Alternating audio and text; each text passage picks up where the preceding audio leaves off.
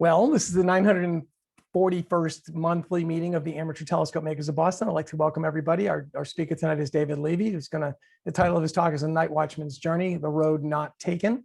Let me give you a view of the agenda first. It is as it always is. And so welcome everybody. I'm going to give you my monthly COVID update. And but first, before I do that, I would be remiss if I didn't mention that as you've read in the newsletter and looked at and on the emails, that our dear friend Bill Toomey passed away last month.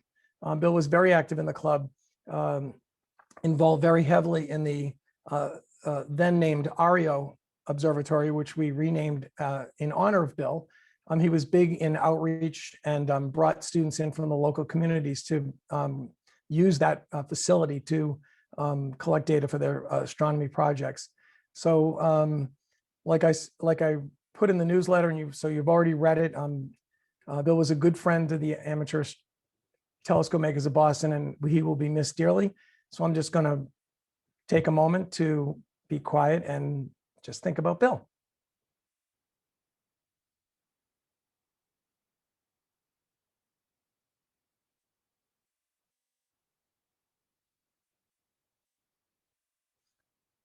The picture I have here was taken in 2018. I think it was at the club picnic, and Bill was enjoying the sleepy chair that we have at the clubhouse.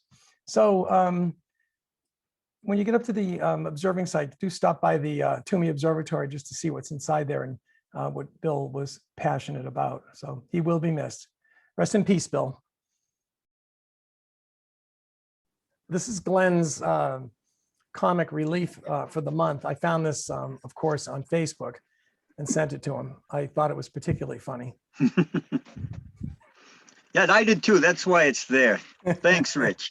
I guess I need another telescope. Next slide. I guess I need another telescope. Astronomy is a science in which you're not able to touch anything you study. That was from Alan Sandage. Now, if I were there live, I would ask the membership to raise their hands and tell me, well, that's not particularly true anymore. Does anybody have any ideas? Well, I have some specimens of meteorites. Yeah. And they also have that spacecraft that's bringing back the samples from the asteroids. So we are bringing back materials now. So that's not 100% true. But again, he was born back in 1926, passed away in 2010, before a lot of this stuff was happening. So we are able to actually touch some of the things we study now. We'll go to the next slide. And lots going on. The thing is here, as far as naked eye, a lot of these events, you've got to have a wide open horizon. So maybe we'll move out to Arizona where Dave is, because around here, if you have a pine tree in your backyard or your side yard, you're not going to be able to see much of anything. But Astronomy Day is on the 15th. And 45 minutes after sunset on that day, Mars will shine above and just slightly left of a waxing crescent moon. Again, it's mostly something to point out to people, but as we all know, if you've been looking at Mars, it's a tiny disk right now, not much more than 4 arc seconds across.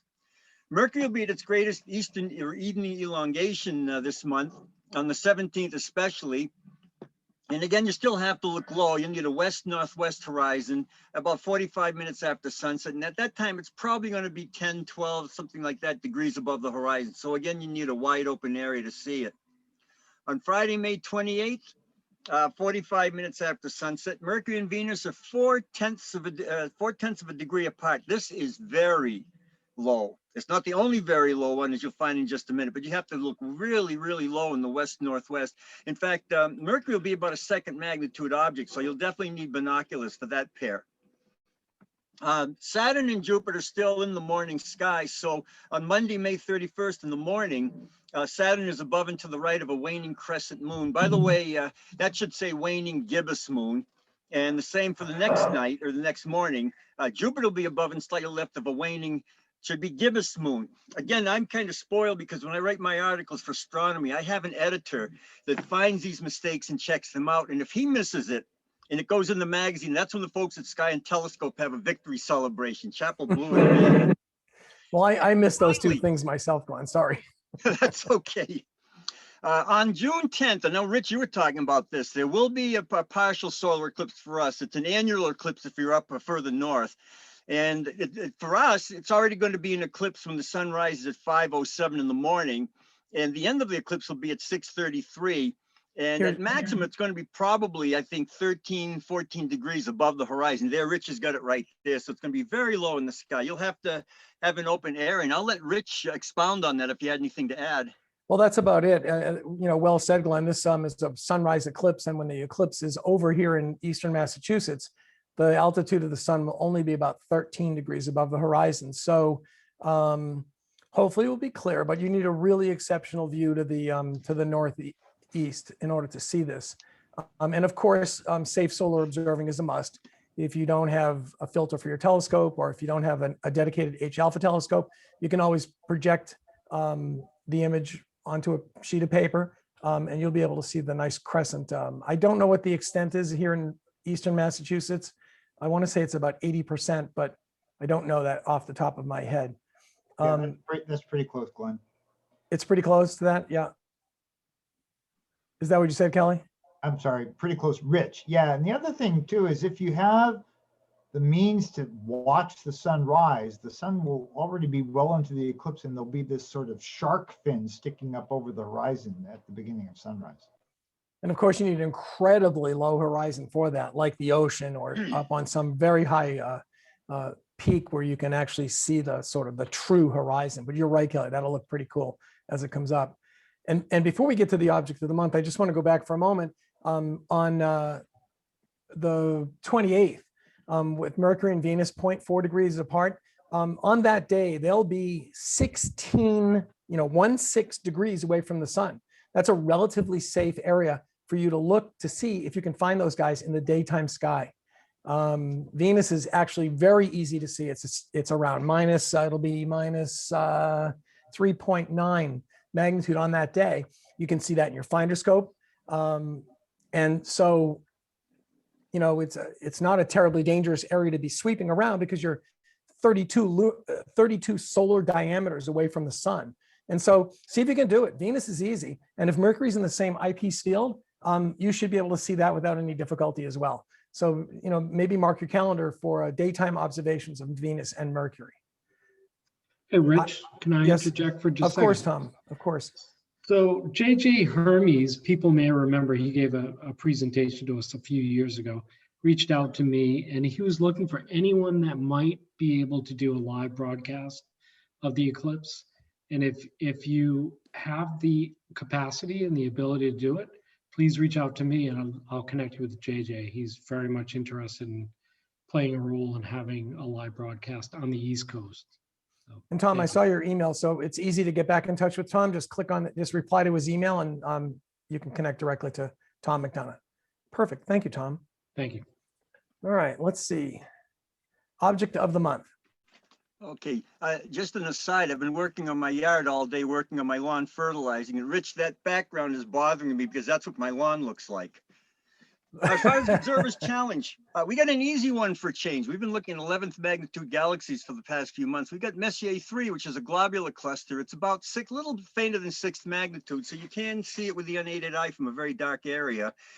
And the problem with it is it's in a rather sparse area of the sky. So I found the best way to find it, because it is bright enough to see with a finder scope, to just go about midway between Alpha Canum Venaticorum, that's the Cor Caroli there, the double star, and Arcturus. And I found if you go about midway and just a tad bit closer to Arcturus and you have your finder scope, you'll see a fuzzy little patch of light. We have a couple of pictures. This is from Doug Paul, and it spans about 18 arc minutes, although with a small scope, you probably see about the 9 or 10 arc minutes, the main bright part of it. And then we have a closer one. This is from Mario.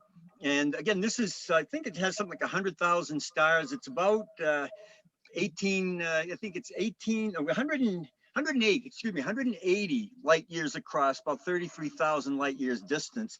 And as was already mentioned by Mario, our object coming up for June is going to be NGC 5746. It's an edge-on galaxy, and it's right in the same field with a star called 109 Virginis. And like some of you, after this meeting, I'll be outside my scope trying to check that out. M3, on the other hand, if about 10 o'clock, if we knock off about then and we start to go outside to look around, M3 is going to be almost straight overhead. M109 will be a little bit below it to the south someplace. And before I go, just a shout out to David Levy. David, you look amazing this year. And I'll turn things back over to Rich. Everybody keep looking up. Yeah, one thing, Glenn, you should point out tomorrow night, speaking of M3, Comet Palomar is going to make a real close pass. If it's clear tomorrow night, I'm going to try to get a picture of both of them together. What's the magnitude? The Comet's magnitude 11. Okay, thank you. Your scope should show that nicely. And as Glenn mentioned last month, as part of this challenge, it would be interesting to report to Roger Iverson and to Sue French when they put this together. What's the smallest aperture where you can actually resolve some of the stars in M3? In the big Dobbs that some of us have and that we have at the clubhouse, M3 is absolutely spectacular. Just a big ball of stars right in the eyepiece. What's the smallest scope? The brightest stars of M3 are approximately magnitude 12.7. So it'd be interesting to hear next month from observers if you've taken the time to look at this object, and it's easy to find. You're right, Glenn. It's actually really easy to find. What did you see? Was it a fuzzy blob? Was there some granulation? Did you resolve stars? And write that up and send it to Roger. I think I put it in the newsletter. If you can't image, then sketch. If you can't sketch, then describe what you see. And even if it's nothing, some of these I've written to Roger and said, I can't even see these galaxies you want us to look for. Last month's were particularly challenging. But that's important for people worldwide when they read these articles. And he's got hundreds of thousands of hits on his blog page where these articles are posted. That information is used worldwide by people who are looking to this object. What are they expecting to see? What instrumentation did you use? So it's a pretty valuable service that Roger and now Sue French provide. And I wish more people would contribute to it. It's actually pretty good. Can I jump in one more time? Sure, of course. Almost forgot. We had a couple of pictures from club members of there's a supernova right now and a nova. The supernova is in galaxy IC 3322A. It's 2021 HIZ. And at the time, some of the club members are taking pictures. It's around 13th magnitude, and I just did an update on it. It's fading now to about 14th magnitude. And we also have a close to being naked eye nova in Cassiopeia, and that's variable 1405.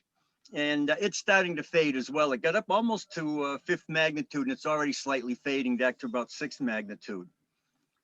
But that had brightened earlier, and then it faded, and then it re-brightened again. Right. So that's an interesting object. Now, unfortunately, it's pretty low in the northern skies at sunset, and in the early evening hours, you have to get up a little bit early to spot that. But there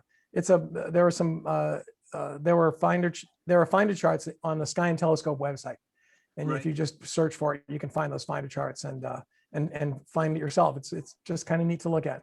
Right. And one Good. last comment. I didn't have a sketch that I made of M3, but you were right. You'd mentioned that you'd seen a little bit of granulation with a 5-inch refracting telescope. And I looked at it with a telescope that really isn't recommended for high power. I looked at it with an Astro scan a couple of years ago with the highest power I could get with the Astro scan. And it was in that little 4-inch Richfield telescope, there was a slight hint of graininess. So small telescopes can pick it up, but you're going to need a high magnification to do that. Sure. And now I'm officially signing off. Thank you. All right, Glenn, thank you so much. We'll move on. Look where we are. Tonight's speaker is David Levy, and his talk is titled "A Night Watchman's Journey: The Road Not Taken." David, I'm going to read this because it was too much for my feeble brain to memorize. David is a Canadian-born astronomer and science writer. He's discovered 22 comets, either independently or with Jean and Carolyn S. Shoemaker, including Comet Shoemaker-Levy 9. Discovered in 1993, this comet collided with the planet Jupiter in 1994. And if you were involved in astronomy at that point, you did not miss that event. David has written 34 books, mostly on astronomical subjects, such as The Quest for Comets, a biography of Pluto discoverer Clyde Tombaugh in 2006, and his tribute to Jean Shoemaker in Shoemaker by Levy. In 2010, David was awarded a PhD from the Hebrew University of Jerusalem for his successful completion of his thesis. I'm glad you wrote this down, David. The Sky in Early Modern English Literature, a study of allusions to celestial events in Elizabethan and Jacobean writing 1572 to 1620. Somebody had to do it, right, Dave? Levy was awarded the C.A. Chant Medal of the Royal Astronomical Society of Canada in 1980. In 1993, he won the Amateur Achievement Award of the Astronomical Society of the Pacific. In 2007, Levy received the Smithsonian Astrophysical Observatory's Edgar Wilson Award for the discovery of comets, and the asteroid 3673 Levy was named in his honor. And David's asteroid is currently shining at magnitude 18 in the constellation of Aquarius. I know he needs no introduction. He's a good friend of the Amateur Telescope Makers of Boston, and I totally appreciate that he's giving us his time this evening. So without further ado, I'm going to stop sharing my screen. And David, you should be able to share your screen if you'd like. Thank you. I will be sharing it a little bit later on. All right, I'm gonna switch to speaker view so I can see you nice and big. I'm gonna mute myself and take it away. Well, I thank you very much, Rich. Thank you so much for inviting me to give this lecture tonight. And there are really two parts to it. And there are two parts to my passion about astronomy. One of them is that I love looking at the night sky. And I have to tell you at the beginning that if you measure one's knowledge of astronomy by the number of courses one has taken at a university, then I know absolutely nothing about astronomy. Zero. My knowledge is absolutely nothing. And I promise to refund all of your money for tonight's lecture.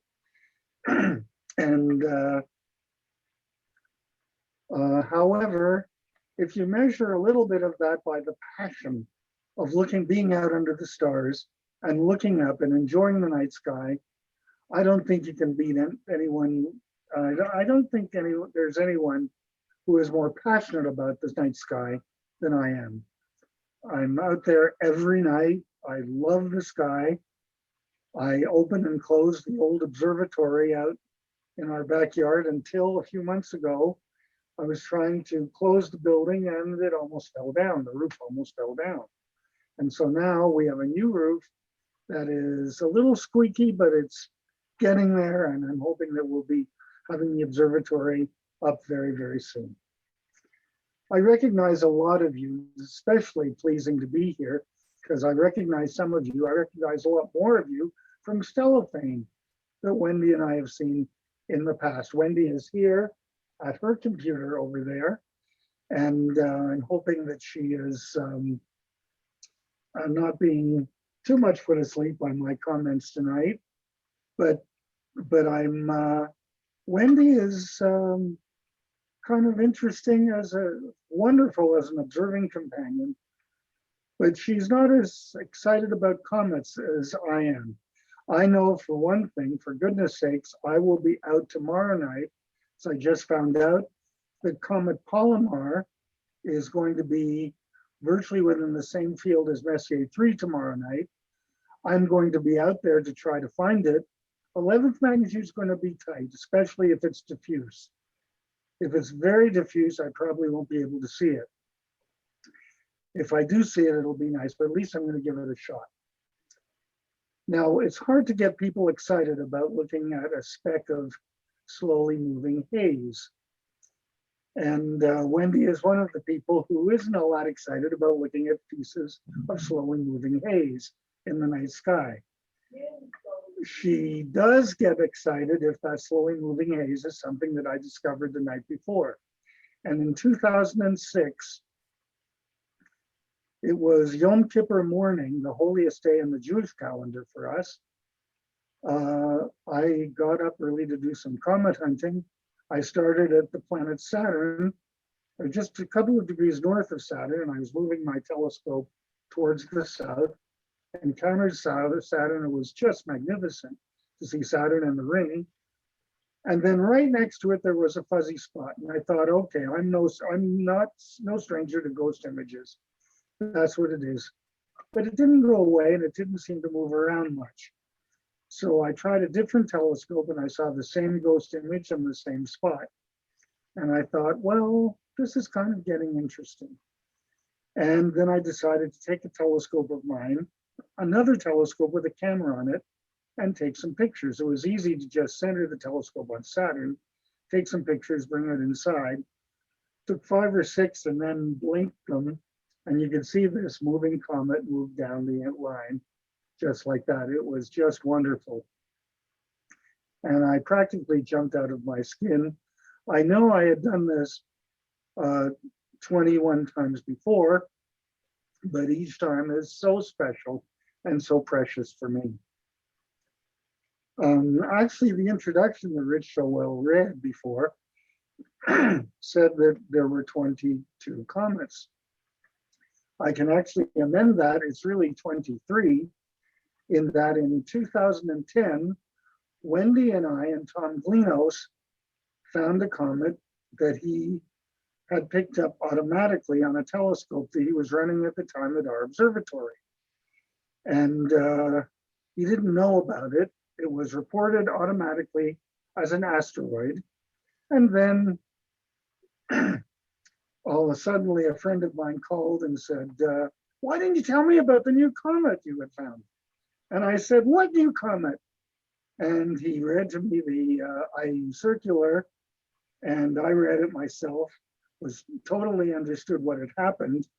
But it was originally reported as an asteroid, and then someone else noticed cometary behavior to it. And according to the naming rules of the Central Bureau, if the comet is reported and the discoverer does not know that it's a comet, he or she loses the right to have his or her name on it. Instead, the comet gets named for the observing site, which was to me no end of joy because it was at the Jarnac Observatory. In 1962, when I was 14, I went to the original Jarnac, which was a cottage in Quebec near Montreal that my grandfather owned. And it started almost half of a lifetime of lovely observing under the night sky. Anyway, when I moved to Arizona, I decided to name the observatory here after that original Jarnac. So when the comet was reported as an asteroid, and then it turned out to be a comet, I was thinking, and I realized that, and the comet was given the name Jarnac. I was as if I was speaking to my grandfather. It was as if he was speaking to me, and as he had gotten up and he was dancing a jig up in heaven, knowing that his precious beloved cottage was now had a comet named after it that was roaming through the solar system forever. And I've never forgotten that, and it's really, really beautiful. And that is the story of the 23rd comet that I have discovered. And people keep on saying, I'm working on 24. I'm not going to discover another comet. Kelly, you don't have to hold any places in Sky and Telescope for the next comet that I may or may not discover. I doubt I'm going to find another one. But does that mean I'm stopping looking? I still look, because it is a search that is so special to me. It is the search for comets that means so much. That is half of my astronomical career. And the other half is something completely different. It has to do with poetry and the night sky as seen by people who have written poems or prose about the night sky, or about the day sky, or about nothing about the sky, but still things that really relate to my own passion about the sky. And partly because I was just terrible at math, even worse at physics, I decided to get my undergraduate degree at Acadia in English literature. I had a lot of fun, especially Shakespeare, reading King Lear, reading about those late eclipses in the sun and moon, and totally going off one part of it to the other, and not even noticing that Shakespeare's writing about astronomy here. And then came the Lyrid meteor shower of 1976. I was then engaged to what I now call my practice wife. That's not Wendy. And in fact, Wendy will notice that we all often joke about that time of my life. And it was the Lyrid meteors in April of 1976. There were a few meteors here and there, nothing special.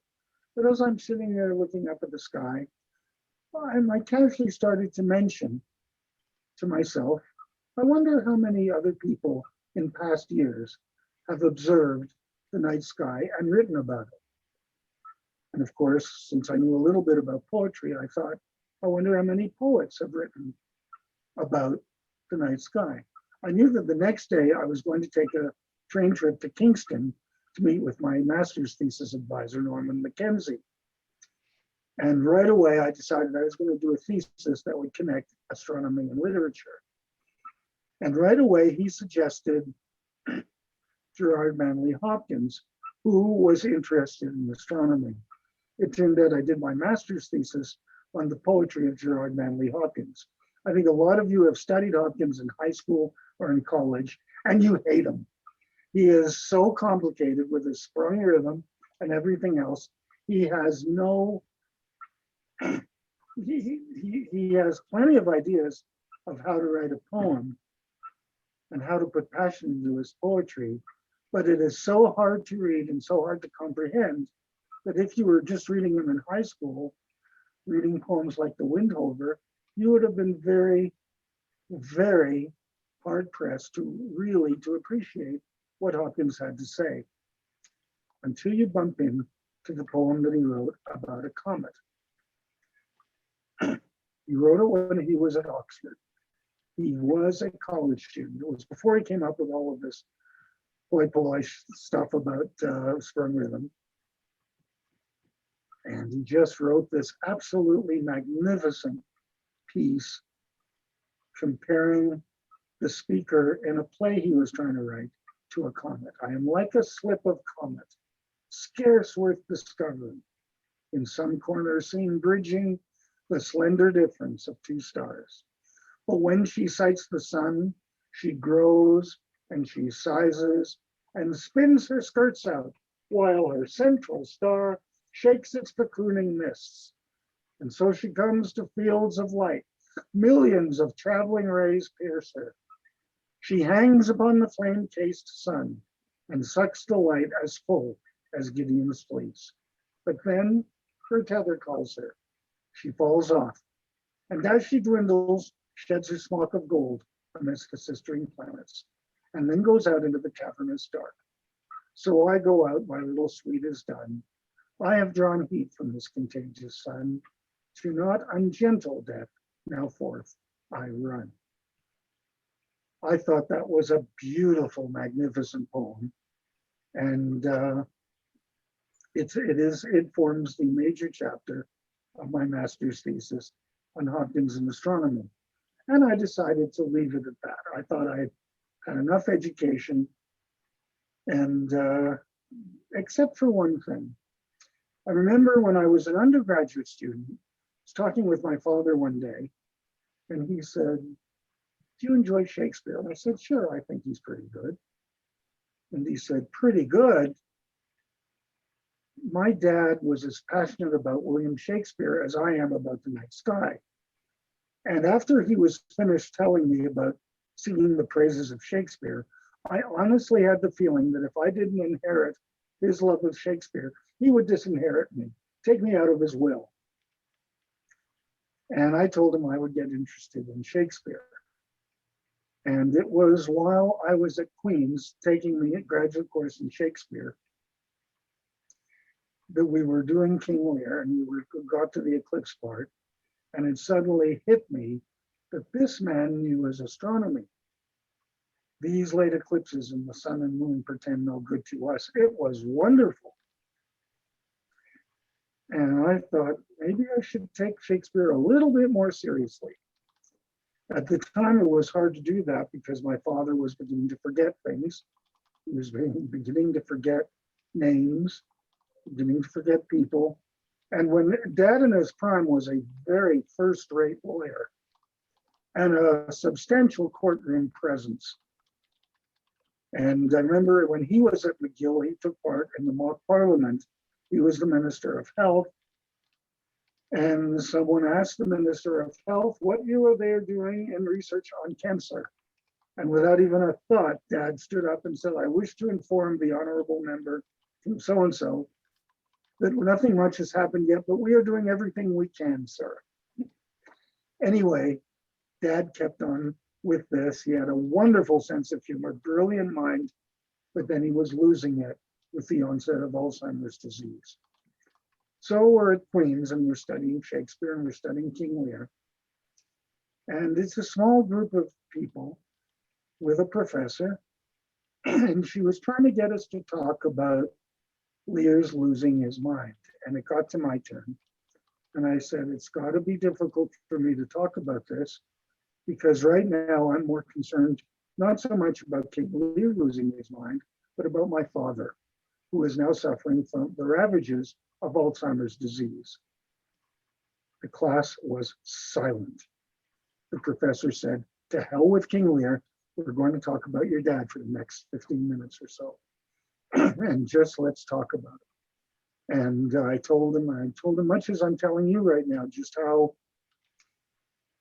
amazing a person he was, and that Alzheimer's disease was very much like attending the funeral of a person who is still living every day, day in and day out. It was really very difficult for our family, very difficult for me. And we all took care of it in different ways. My older brother, who had a lot of arguments and fights with Dad, had one way of looking at it. My sister had another, and I had yet another. Because Dad and I fought a lot, but Dad always made a big formal thing. After we had finished fighting, he would always come into my room and say, do you want to make up? And we would make up and be friends again.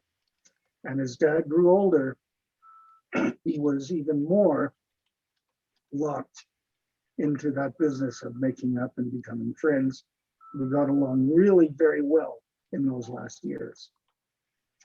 I was really getting into his love of Shakespeare, his love of history, and the many, many tastes and interests that he had over the years. Remember, once in 7th grade, I asked him to test me on my knowledge of ancient history, which was virtually non-existent, but we were studying it in 7th grade. And he asked me a few questions, and then he looked at me and said, how old? And right away, I jumped up and said, many, many thousands of years. And then he finished his question, are you? And then we just looked at each other and cackled with laughter for about 5 minutes. After that, I'll never forget that. So many years ago, it was just such a wonderful feeling and a wonderful memory. So in that class, we finally finished talking about Dad, went back to Shakespeare, left me feeling I'm going to get interested in Shakespeare. I am going to one day finish my formal education. And so I went back, relocated to Arizona, and got into astronomy. In 1984, I discovered my first comet, 19 years after I began my search. And then I kind of got the hang of it. Found the second one in 1987, a third that same year, a fourth the next year. I was finding them every few months. And so, but you'd think it was getting really gone ho-hum, but it wasn't. Every comet, every new comet I would find would be a special memory and something that I would hold really preciously. And, but at the same time, I was getting more and more interested in the poetry aspect of it. And I think that's somewhere here, a poem that I wanted to share with you. Let's just hold the line a second here. If we can, I don't know, there's all kinds of stuff here that I am skipping.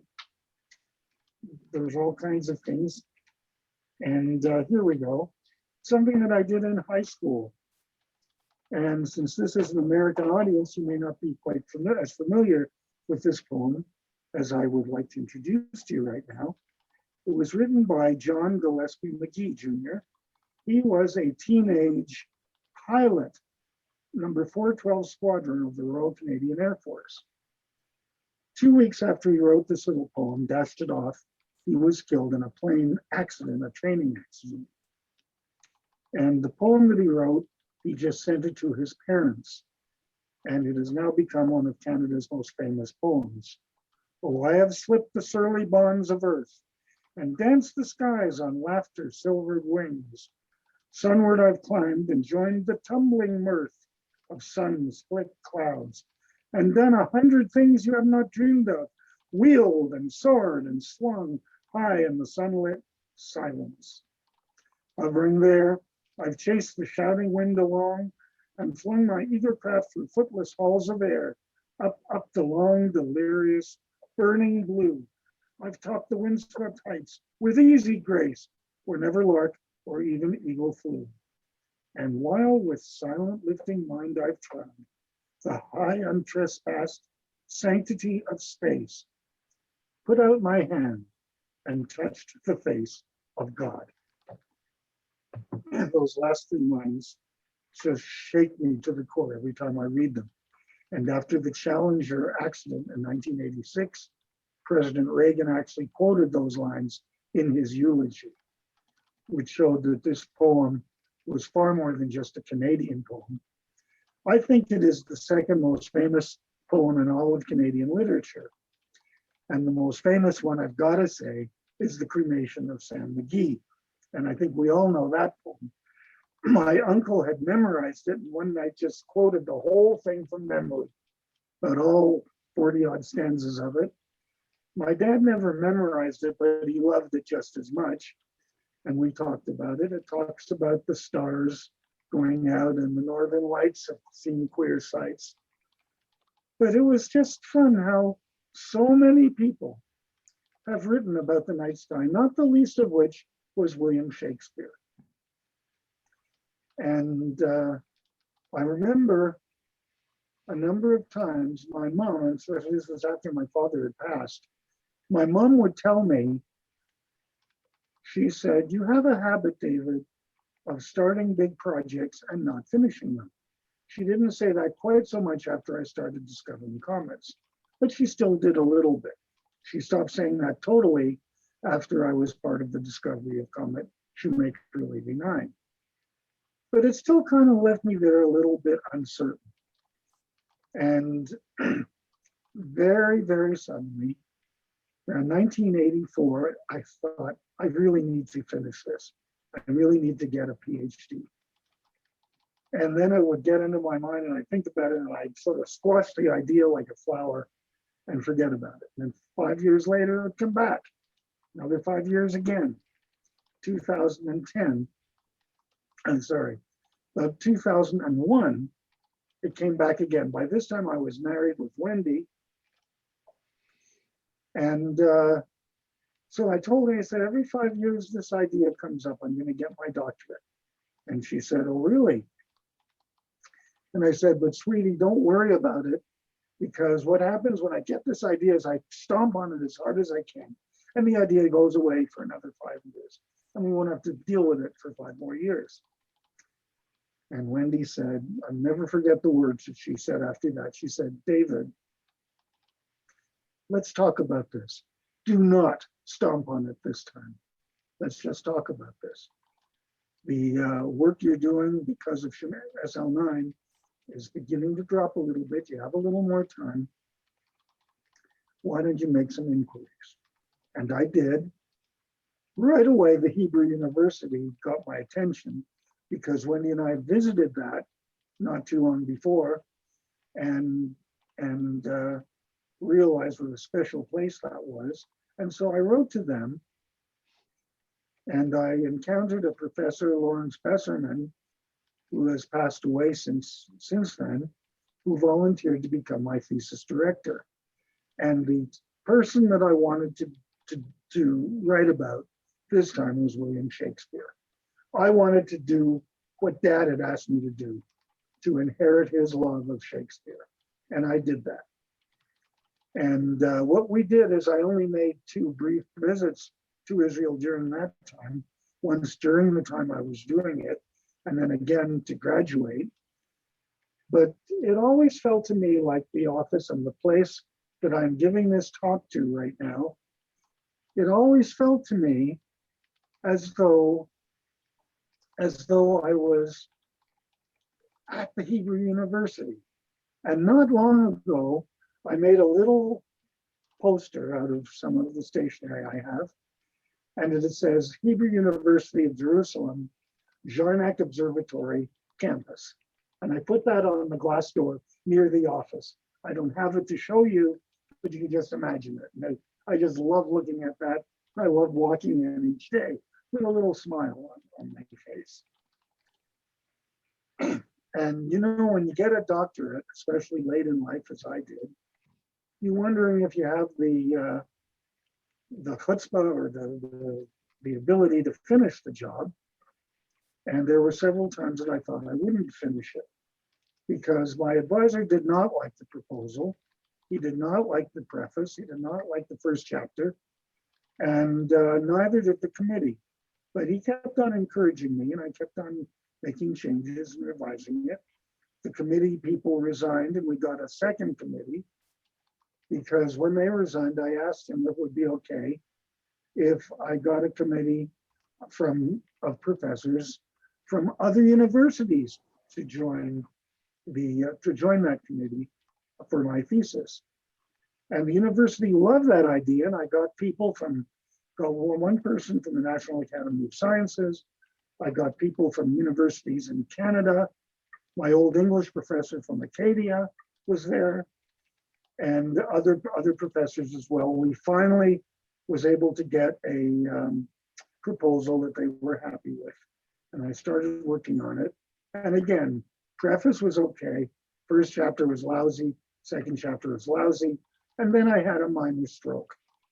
Although it wasn't really a minor stroke at the time, it was a deep tissue stroke. And I thought, you know, I'm not going to be able to finish this. My brain isn't working anymore. I won't be able to finish. I'm going to do the chapter 3. And if he doesn't like that, I'm going to give up. And when he said, what? You don't even know the word. I said, well, I'm going to learn the word because I'm going to give up because I can't do it. So I did the 3rd chapter as best I could. And I emailed it to Larry Besserman. And he wrote me back about 3 seconds later. He said, this is what I want. You've hit the nail on the head. This is what I want. You got yourself the basis of a dissertation. And we kept on going. This was 2007. We kept on going, finished it again, finished it a 3rd time. I got pretty much everything back from the stroke, except for one thing. I cannot type. And I remember writing a letter to the then editor of Sky and Telescope regarding something I wanted to write with them. And the editor then wrote to Wendy, and he wrote, "Dear Wendy, I cannot read a word of this email. Could you translate it for me?" There was a typographical mistake in every word. And I'm a little better than that now, but not much. But anyway, they kept on adding layer and layer of rules, and I kept going along with it, and they were getting pettier and pettier until they said the preface has to be translated into Hebrew. But the idea that I had was that I was going to go along with whatever rule they said, no matter how ridiculous it sounded. When they came up with the Hebrew rule for the preface, my advisor just blew a stack and said, I'm gonna protest that. I said, don't do it. We will find someone, which we did, to translate the preface into Hebrew. And finally, we wrote to them asking for some detail about the size and dimensions of paper for the final draft of the thesis. And then I walked into this room one day early in 2010, and Wendy was sitting quietly at her computer, and she said, "David, you ought to come and look at this email." And I said, "This is a good news?" And she said, "I think it is, but you better see it." And I went over and it said, "I wanted to tell you that the Senate met yesterday and we've granted the degree of PhD to David We hope you'll be able to come in June in person to get it. Did that make my day? Did that make my year? I had done it. Having started my formal education with nursery school in 1954, in the year 2010, 56 years later, I completed my formal education with a PhD from the Hebrew University. I still know nothing about astronomy, but I know a little bit, I hope, about inspiring people to look up at the night sky. And I'm going to close tonight with two things. There's going to be a poem, but before I do the poem, I'm going to try to share my screen and to play a little music along with one of the comets that I've discovered. And let's see if I can do this. I'm going to share the screen, and we're going to share, I hope I got that. And now, does that work out all right? It looks pretty good. Okay, but it's not the thing. And now I need to do some things here. If this were at a university, everyone was saying, he's wasting our time. But here at the Astronomy Club, I think they're a little more patient. Do you see two pictures there on the screen right now? Yes, we do. Okay, these are the discovery photographs of Comet Shoemaker-Levy 9. They are not the whole pictures. If I were to show the whole circular pictures, they would probably be about 20 or 30 times the size of what you're seeing there. But those show the two images of the comet in there that we discovered on photographs taken on the 23rd of March, 1993. The story started when we took those pictures on a pretty cloudy night.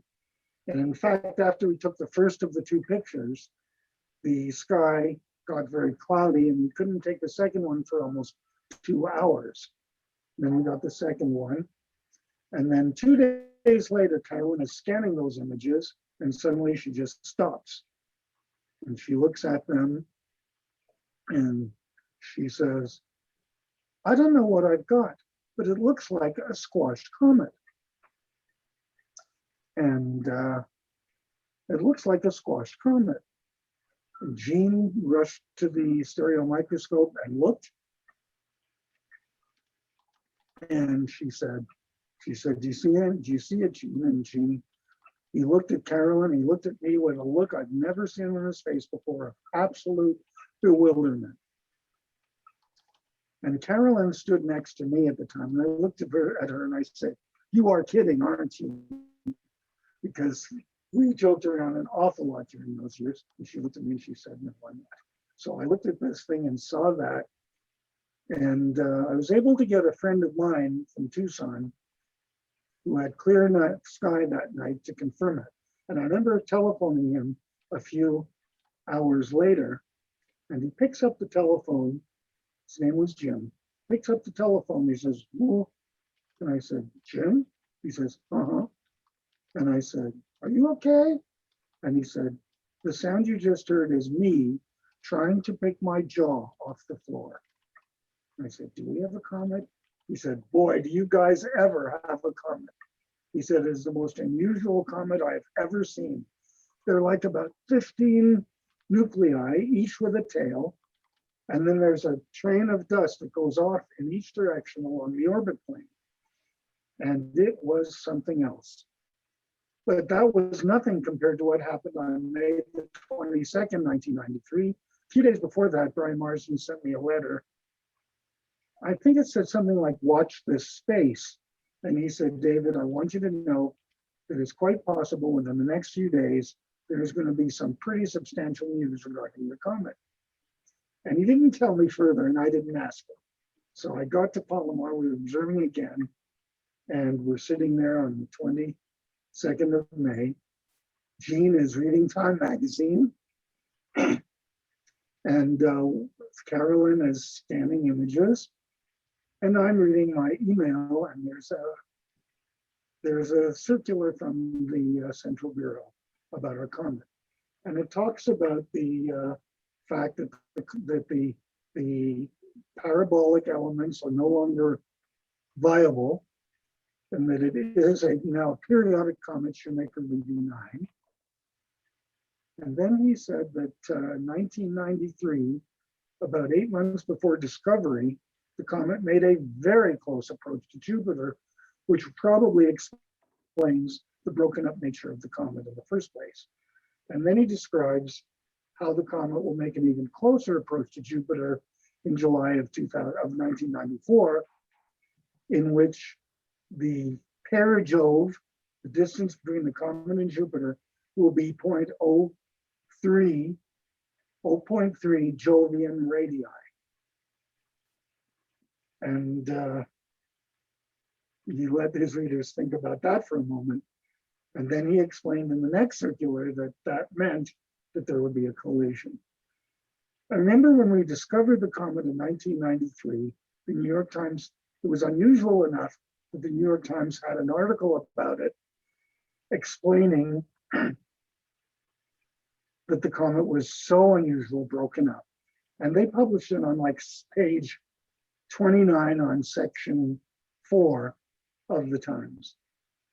When the announcement came that the comet was going to collide with Jupiter, offering humanity the first chance in the history of civilization to see a collision between two major solar system objects, that made it to page 1 of the New York Times. And that was when things started to open up. On July 16th of 1994, we're all at the, now what's the name of it? It's Johns Hopkins University, the Space Telescope Science Institute. We're in the middle of practicing for a press conference. And they're just having us sit down, showing us how to sit and how to behave when we are at a press conference that's going to be carried live on CNN and a lot of other news outlets.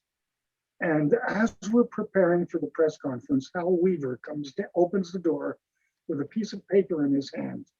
And he rushes down and without a word, he gives the paper to Gene Shoemaker. Gene looks at it and he bursts out, "You mean they saw plumes?" Boy, did that stop the rehearsal. We rushed out to try to find a computer, which they quickly found for us. We were able to see observers all over the world reporting plumes from the impact of fragment A. That week was absolutely the highlight, the second most important highlight of my life.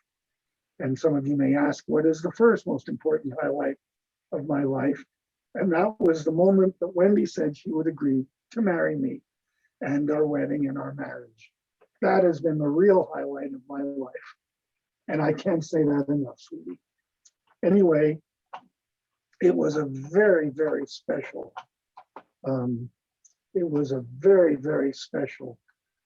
event, something very important and something that we've never forgotten.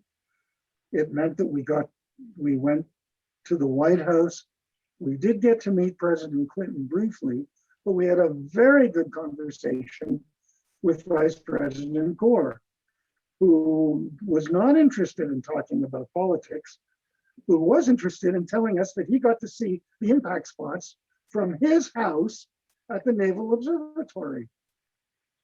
He got to see the impact spots before I did and before the Shoemakers did. And that was very special. Never forgotten that. Anyway, I'm going to show you a little bit of a slideshow that I prepared. And it's going to be done to a piece of music. It is done by the group called The Secret Garden. And there's 2 verses to the song that I'm about to play. And I don't know how well you're going to hear it, but we're going to give it a shot. And although we're allowed to do this on Zoom, this is the part when whoever prepares this for broadcast onto Facebook and other things, you're going to have to delete this part of it. But all you people on Zoom, I don't think there's a problem. Anyway, here we go. This is going to be the feeling of Comet Shoemaker-Levy 9. As you're hearing the first verse of the music, The slides that you will see will be those mostly of the comet. There'll be a picture of the 18-inch observatory, be a picture of Jean and Carolyn and me, and Wendy and me, even though this was before the time that Wendy and I really got together. We were just visiting, we were dating at the time. Anyway, the second verse of the song will show the impacts and other pictures and artwork showing what people thought was happening on Jupiter at this very important time in the history of the solar system. It's important because actually impacts between comets, asteroids, and planets are very common events in the lifetime of the solar system. Just look at the moon and count the craters on it. There are over 300 that can be seen with a smallest telescope, each one created by the impact of a comet or an asteroid. Dozens, hundreds, thousands of them have collided with Jupiter, but only one recorded definitely in the history of human civilization. This is it, and I hope you'll be able to enjoy this.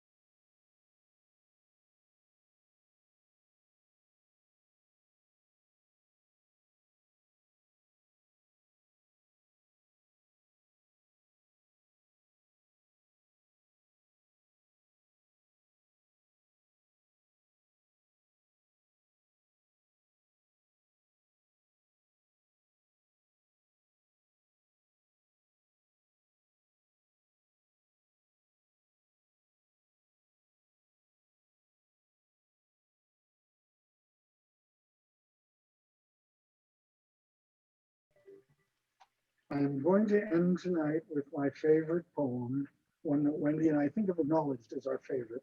It's the end of the Song of Honor by Ralph Hodgson. I stood and stared. The sky was lit. The sky was stars all over it. I stood. I knew not why. Without a wish, without a will, I stood upon that silent hill and stared into the sky until my eyes were blind with stars, and still I stared into the sky. Thank you all very much. Well, David, thank you very much. I know everybody's on mute, but let's give everybody, let's give David a nice round of applause. What a wonderful evening with you. Thank you so much. Do you mind if I ask a couple of questions? Certainly, yeah, not at all. Well, first of all, I think it was, you must have been a treat to speak with Vice President Gore. You know, that guy had a 26-inch telescope in his backyard. It was, you know, he's, as a matter of fact, a few nights later, there's a story, if you don't mind, Rich. Sure. Regarding that, we had a public star party at the observatory the night before that I believe he personally approved. There were thousands of people there. It was a clear night. There's this long line beside the big Clark refractor. And I went to the back of it, and people would see me and push me further to the front of it. And I was getting increasingly resistant to move further up to the front. And I finally got to this woman astronomer who was standing in line, and she grabbed my arm and said, "David, you're going to be in front of me, and that's where we're going to stay in line." And I accepted that. That woman was Vera Rubin. Wow. That's she was awesome. in a position as president science advisor to say that at the time. Wow, that's awesome. Well, we'll have to, next month, our speaker is Jeff Chester, who works at the U.S. Naval Observatory. I know Jeff very, very well. Yeah, he and I go way, way, way back to when we were little tiny youths involved in astronomy out in the Worcester area. But here's our speaker next month. You know, I still remember that afternoon in July 16th, 1994. I waited. I dragged my telescope out to look at Jupiter as the afternoon progressed, in the hope of seeing something early on, and I actually didn't see anything. And that evening, I'd gotten together with a small group of amateur astronomer friends from a long gone astronomy club. We were at the Wellesley College Observatory looking through the big refractor. And I said to them, "See, I told you there'd be nothing," because I was of the school thinking that Jupiter would just swallow these things up and that would be the end of that. I went home that night to see on the news, the first impact scar was being showcased on the news that night. And of course, in New England, then it got cloudy for a few nights. And the next night, it was clear. I brought my telescope out, and there they were. All of these impact scars that were just things that, like you said, no one had ever seen before.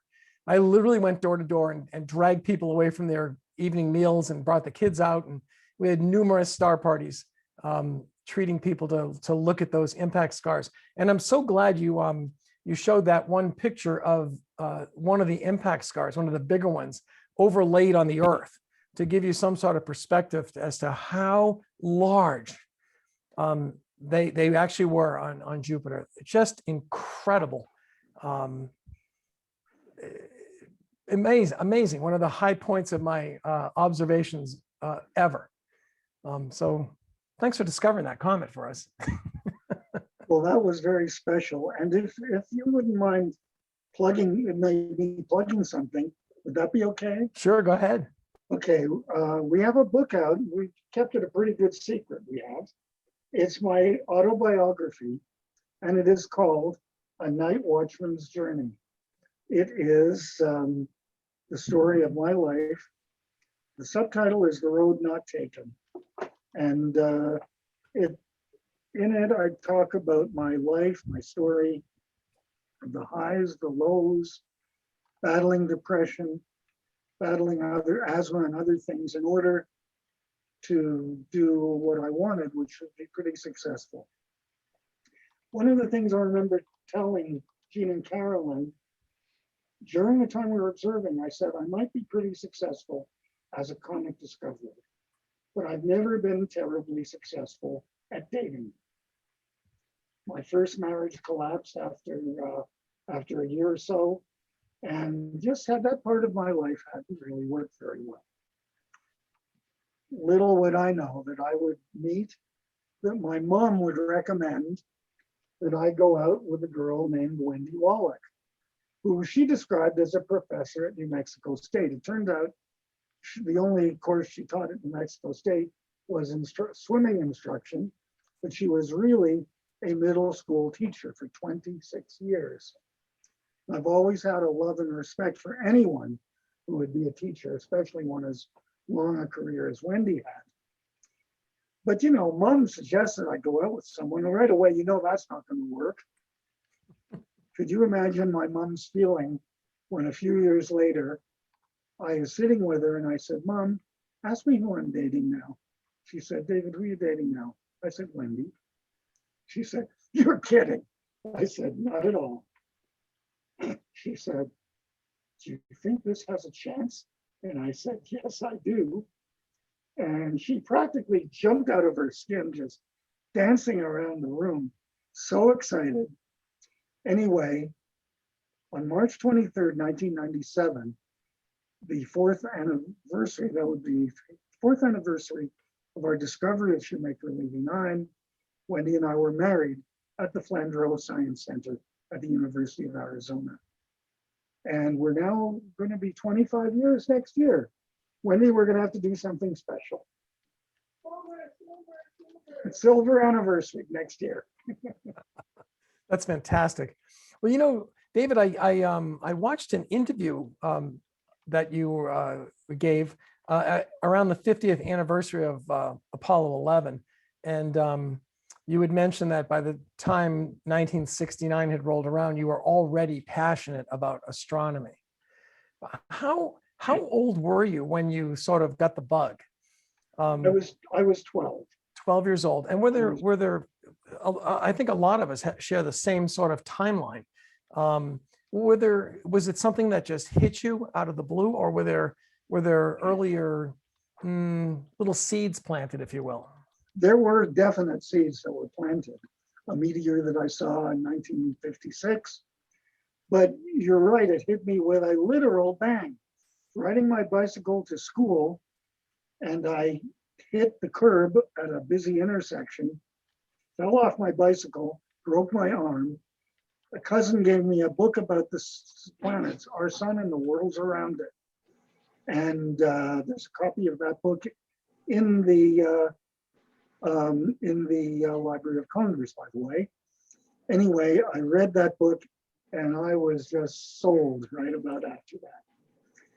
I remember a few years later coming back from my stay at the asthma home in Denver, and my father woke up from a nap. He was in a dreadful mood, and he said, that guy, all he does is talk about all he cares about are his damn stars, nothing else.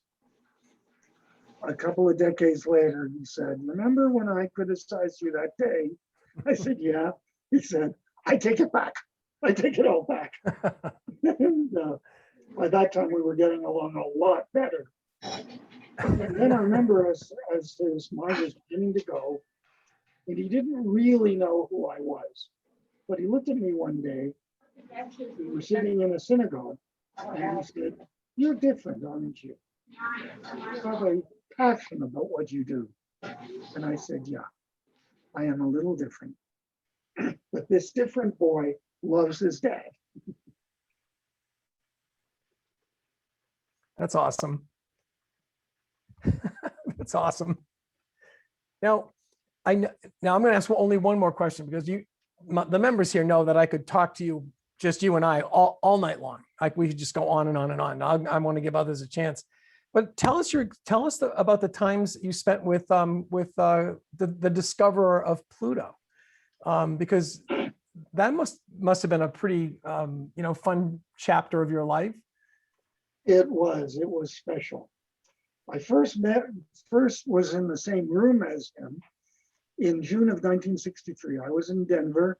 We were at a symposium on the exploration of Mars. They had the first lecture by Willie Lay, and then they opened it to questions. And the first question was by this fairly short man who stood up, took the microphone, and introduced himself as Clyde Tombaugh, New Mexico State University. And I almost fell out of my chair. I'm in the same room as Dr. Clyde Tombaugh. I didn't actually get to meet him till 1980, years later. We got to be pretty good friends. And I got very much into his sense of humor and into his passion, his own passion about observing. I remember writing 2 biographies at the time. One was a biography I wrote of Bart Bok. And Bart wanted me to write his biography because he said that I knew I'd taken enough English courses to know what it was like to write about a person's life. Clyde Tombaugh allowed eventually me to write his biography because he said, this guy knows what it's like to be observing on cold and warm nights, to be freezing to death at the telescope. He knows what the experience is like. And the third biography was Gene Shoemaker, and that was just Gene. And the fourth one was me. That's awesome. That's awesome. All right, one more question for you. Well, I promised to be a last one. Tell us about that telescope that's next to you. I've been trying to read what it says on the telescope, and I can't quite make it out. But I know it's special to you. This is Minerva, and this is not a picture, it's not a background. This is actually the telescope Minerva. It arrived the day after the board of directors of the Montreal Center of the Royal Astronomical Society of Canada did not vote to expel me from their society. I'd run into a little bit of an argument with the director there, Isabel Williamson, and she was very angry and wanted to have me expelled. Later on, years later, we became very close friends, lifelong friends. But those days, the day after that board of directors met, this telescope arrived. It has undergone many changes in tubes, many changes in mounts, but the optics, 6-inch mirror, f4, the optics are original from 1967. And I'm really glad that if any telescope can come to life, it's this one. I have a number of telescopes out in the observatory, and I like to imagine when I go in at night and close the roof and let them go, I like to imagine they're talking to each other. They're talking about which one I use more than the others. Right now, they got to be a little lonely because they've been covered for so long as we build a new roof for the observatory. But I think they're happy that they're going to be used again. And this one is a part of that group of telescopes. That's fantastic. All right, I'm going to stop asking you questions for the time being because I'm sure others would like a turn. So I'm going to mute myself and then have other people ask away.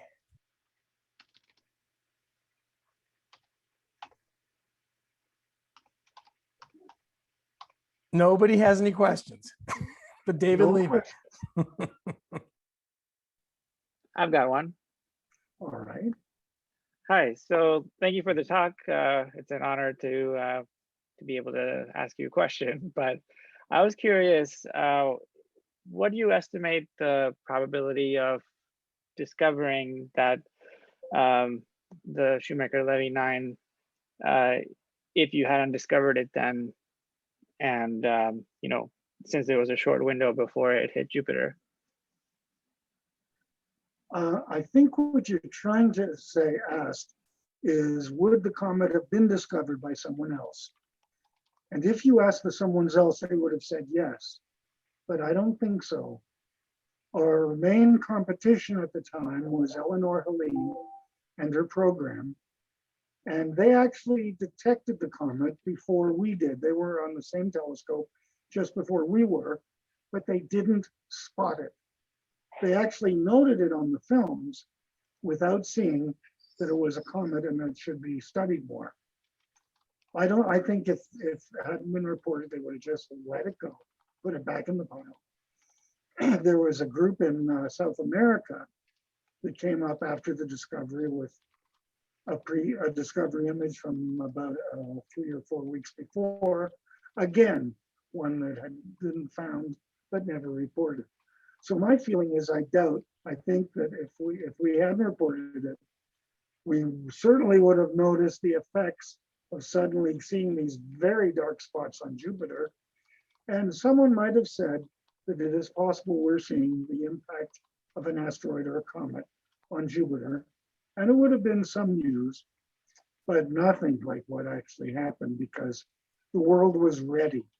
And as we listen to the news from night to night, and news about the pandemic, and news about politics, news about business, news about every which thing, it was kind of nice that in the summer of 1994, we kind of paused a little bit from that to look at the solar system, to look at a planet just 2 worlds away from us being bombarded by a comet, and wondering what happens when it happens here to Earth. And I know at the time that the US Congress had been dilly-dallying about funding a program to see if any comet or asteroid would collide with the Earth. And during Impact Week, they decided pretty much in a bipartisan way that they were going to fund major searches to see if the Earth wasn't in danger. And they asked Gene Shoemaker to make an appearance before Congress and before one of the committees, and to give his view as to how such a program could work. And he did. And I remember that day that it was just he that was there. Carolyn and I were at a book signing at a nature company store at Pentagon City. And I remember Caroline was signing books. And in those days, there were people around the block looking for a signature to sign. And Carolyn looking at me and saying, are all your book signings like this? I had to assure her that this was the best book signing that I had ever attended. But that was kind of a very special week. It was really special to get on a plane at the end of that week, to fly back to Arizona, just me, to be able to sit back, look up at the night sky, and slowly decompress. That was probably the most relaxing flight I've ever had. Thank you for asking that question. I hope I was able to respond to it okay. David, Yeah, thank you. And go ahead, I'm sorry. I was just gonna, I said just thanks, and it was a special memory for me as well, because my dad pointed me to the event, and as a kid I was into astronomy, and it was just a great experience to be able to see a celestial event and share that with my dad too. So yeah. Well, I'm glad you did. I wish I had been able to share it with mine. I was able to share it with my mom. I remember telephoning her in the month before, telling her about my plan to go to Washington with the Shoemakers during Impact Week. And I said, would you like to come with me? Yes, of course I would like to come with you. Why are you even asking? Of course I would. And I think she was very pleased that she was interviewed on national television during that week. Well, David, just to let you know, I just called up spaceweather.com, and as of today, there are 2,186 potentially hazardous asteroids that have been recognized. So, and that is a direct correlation back to your discovery, because you were right. That was sort of the driving force that got Congress to step up a bit and to fund some of the searches for not only comets, but near Earth asteroids. So that's pretty awesome. David, when I think about, I've never actually swept the skies systematically to search for comets, but if just thinking about it, I would probably never pick a portion of the sky right next to bright old Jupiter. What were you guys doing in that part of the sky? What was this? You weren't looking for comets, were you? Or was this? Yeah. You were? We were, and it just happened to be that image that we decided to to take on that night was kind of a fun story. Because I remember that we were walking outside the observatory. We had stopped observing because of clouds. And I'm looking up at the sky and I'm noticing that the clouds beginning to break up a little bit in the area around Jupiter. And I pointed out that the sky was being clear a little. And Jean just laughed. He said, "That's our David, always the ever the optimist." And I said, "Well," and he said, "I'm going to give you a financial reason why we can't. Every time we slap a film into that telescope, we were using film at the time, it costs us $8. And I said, "Gene, that's not too much." And right away he said, "That's $8 American dollars, David, not that Canadian stuff you guys use."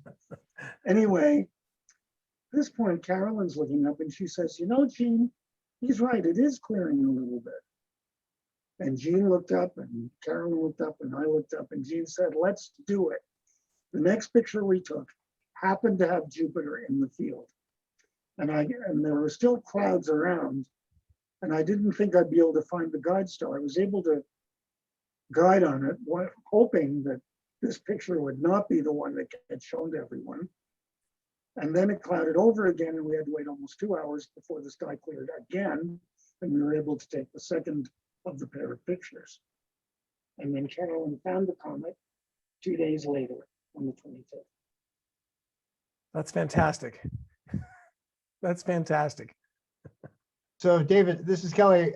Great chat. Great to have you as always. Speaking of Carolyn, how is she doing? Thanks, that's a good question. Carolyn's doing great. She is living in an assisted living place in Flagstaff. She is doing very well. I'm happy to report that I telephone her every Monday by like clockwork, and the phone rings and she picks up and she says, "It's Monday, so this got to be David." And we have a nice little conversation. Sometimes I will quote her a poem like I did during the talk tonight. Sometimes we'll just chat a little bit, but she's doing very well. And I'm sure if she were here tonight, she would send her greetings to all of you tonight. So Wendy and I talk with her every week. She's doing well. And she's also 91. Anyone else have questions? No? Well, here's what I'll do next. I'm going to reshare my screen to officially close out the meeting. But before I do that, David, you're welcome to stick around. Some people will drift away to go out and observe. Some people will stick around for a while and just socialize at the end of the meeting. Please feel free to stick around with us if you'd like. But thank you. This is exactly what I was hoping for, an evening with David Levy. Just fantastic. So let me do that really fast. I'm going to share my screen again. I'm not even going to open up the main slide. I'm just going to say, look, here's the close of the meeting. Our next monthly meeting will be on Thursday, June 10th at 8:00 p.m. And coming up at the end of June on the 24th, we have our next ATMoB board meeting. So if you're sticking around, that's great. If you're going to head off to observe, thank you for being here tonight.